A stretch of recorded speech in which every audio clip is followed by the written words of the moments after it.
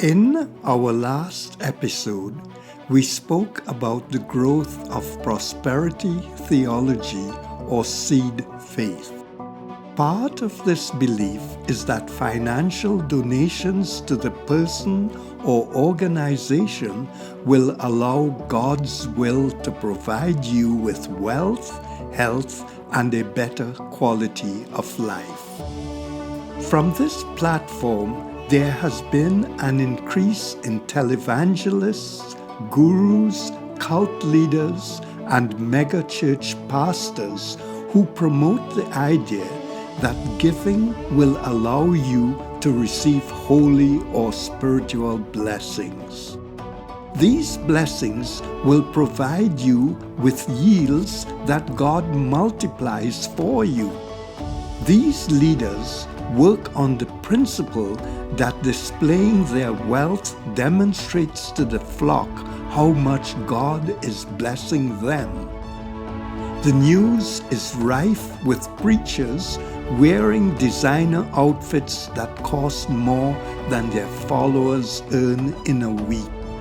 From owning multiple private jets, Lamborghinis, to expensive mansions, they claim that it is in God's service that these luxuries are necessary.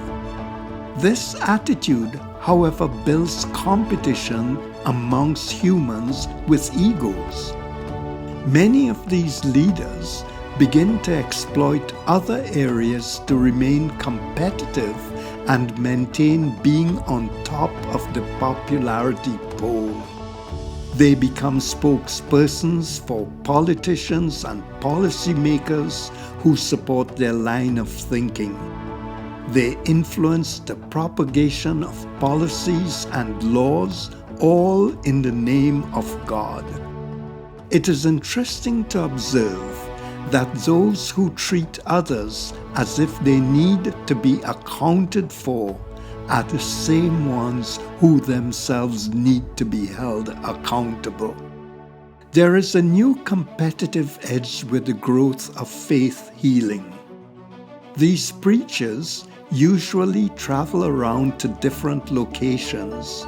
They hold healing services through faith, claiming to cure thousands of people of their diseases and ailments.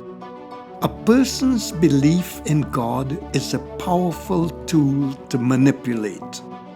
If someone does not receive healing, the message generally implies questioning their faith and belief in God rather than being conned by a deceptive healer. After all, if you believe in God, then God decides whether healing occurs or not. To challenge that would be sacrilegious. A televangelist faith healer, Peter Popoff, was caught in deception by the magician James Randi. Popoff's wife used a radio scanner to communicate via an in-ear device with information gathered relating to individuals in the crowd. Reports indicated that Popoff was generating around $4 million annually in the 1980s. It is essential to recognize that the issue is not how much money a spiritual leader can generate, but how they manage that wealth to either help humanity or themselves. In the next episode, we will touch on how to critically evaluate them and decide for yourself who you can accept as genuine or not.